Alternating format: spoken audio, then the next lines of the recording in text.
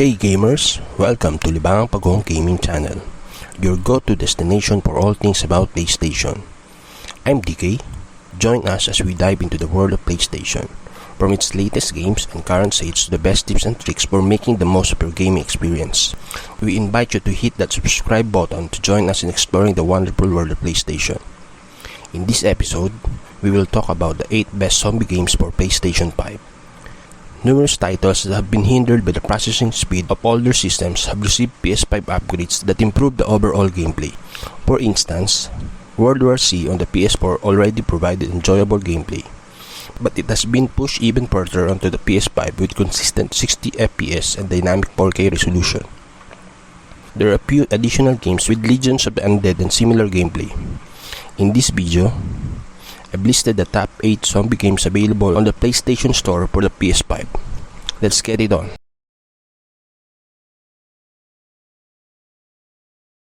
World War C Aftermath. As an adaptation of the 2013 film of the same name, Saber Interactive released the game for the PS4 for the first time in 2019. World War C Aftermath is a 2021 update of the original game for the PS5 that includes several game-changing improvements. For instance, the PS5 4K resolution and 60 FPS make a dramatic difference and give the game a brand new vibe. The lighting and the number of zombies that can simultaneously appear on the screen are noteworthy improvements. Additionally, a first-person viewpoint allows you to play the game in a whole different way. The game has improved in more ways than just aesthetics. 2 new locations, Rome and the freezing climate of Kamchatka in Russia, were introduced, where you can enjoy taking on undead alone or with 3 of your buddies. Like the movie, the game is action-packed and fast-paced, making it dangerous to put down the controller. To survive, you must always be on the lookout for approaching zombies from all directions. There are also new enemies to face. Unexpectedly, a pack of rats is the new enemy in Aftermath. In melee combat, you will also notice a slight difference. More melee weapons are available, and each variety deals a different amount of damage.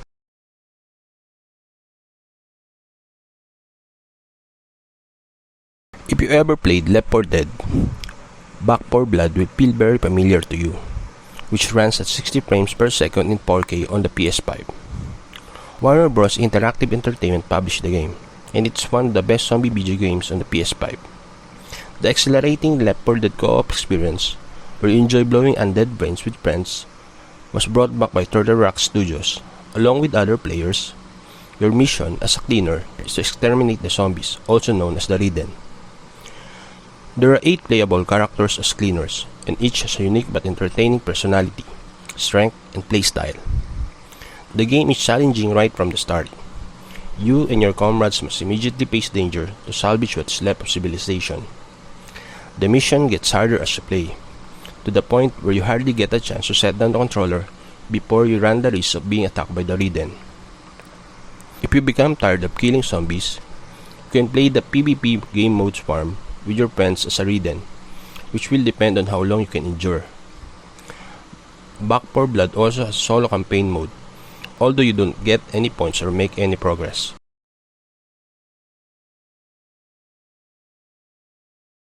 You will undoubtedly be interested throughout the Persistence.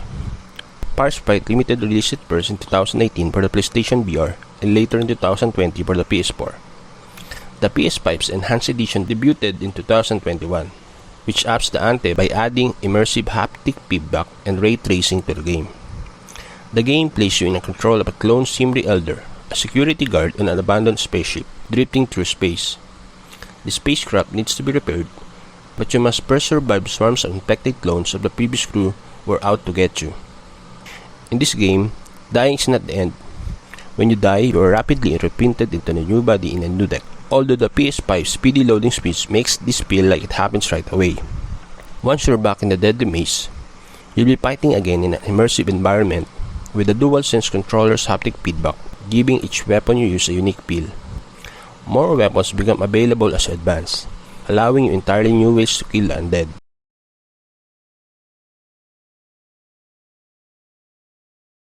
The Last Stand Aftermath is an action survival game with a roguelike feel that adds a welcome twist to zombie-related games.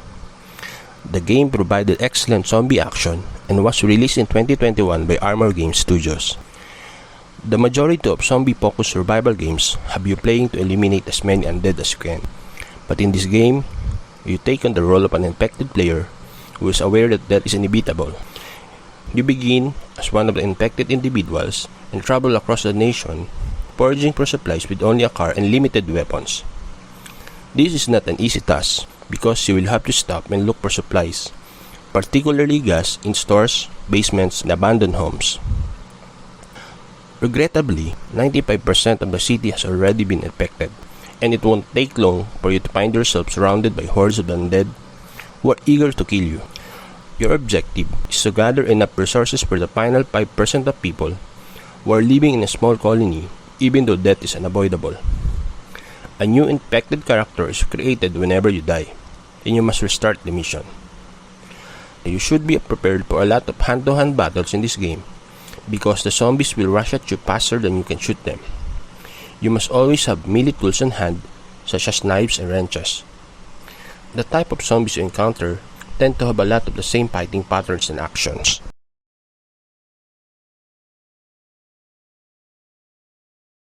Deathcraft is another option for a PS5 zombie game with a top-down perspective. It has all the customary post-apocalyptic zombie slaying action, with the addition of crafting things and gathering resources to help players live in a world overrun by anarchy. Raid, the protagonist, is a half-man half-zombie who escapes from captivity and must fend for himself while planning his vengeance on the society that has been so cruel to him. The survival aspects of this game are intense, because you must always be vigilant to maintain your health and prevent starvation. You must do less than desirable things to survive, such as eating raw food and rats.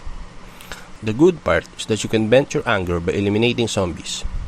The methods you can use to accomplish this are limited by your arsenal and your creativity, so make sure to stock up on all the weapons and gear you can get your hands on.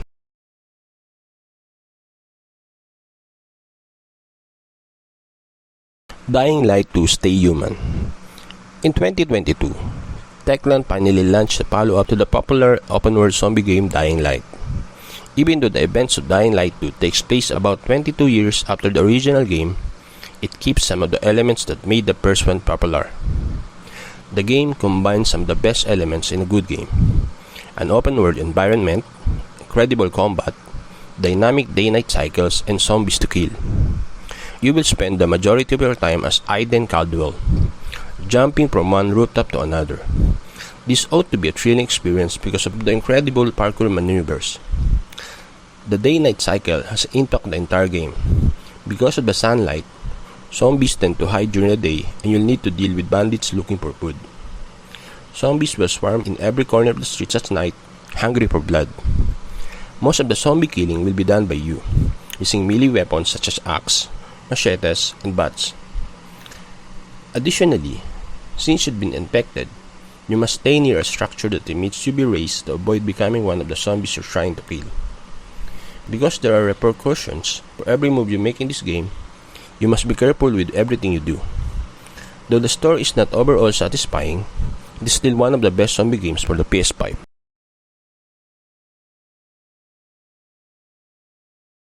Zombie Army 4 Dead War is what you get when you combine an army of zombie Nazi with the ability to use lethal weaponry like flamethrowers and machine guns.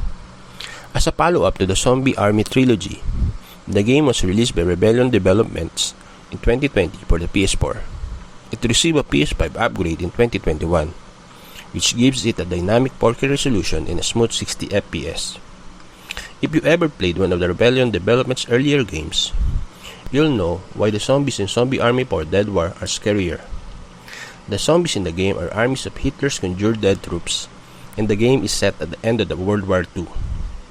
You can either play solo or with a team of up to 4 players, but be prepared because the army of the dead is charging at you in hellish vehicles with weapons like flamethrowers, chainsaws, heavy machine guns, and axes.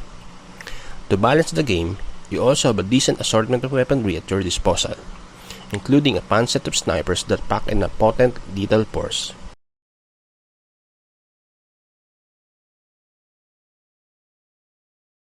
Dismantle is a very addicting post-apocalyptic survival game, which is not one of the typical zombie shooting games where you blow the undead into smithereens. The plot involves your character emerging from a shelter into a new world filled with bloodthirsty creatures after a long time. Your only tool is a crowbar. Finding your way across the vast open environment will depend on your creativity if you want to survive. You can think of the game as a hybrid of Minecraft and zombie-based horror, supported by the PS5's gorgeous 4K resolution at 60 frames per second. Although the game allows you to be as creative as you like, the map is packed with zombies who will try to kill you whenever they get the chance. You might not find this game enjoyable if you only like to shoot and smack zombies. However, the game's straightforward yet addictive activities can attract you to play the game. And that wraps up today's episode. Check out our other videos for recommendations and more gaming content. We appreciate your interest and hope to see you in the next one. Happy gaming, everyone!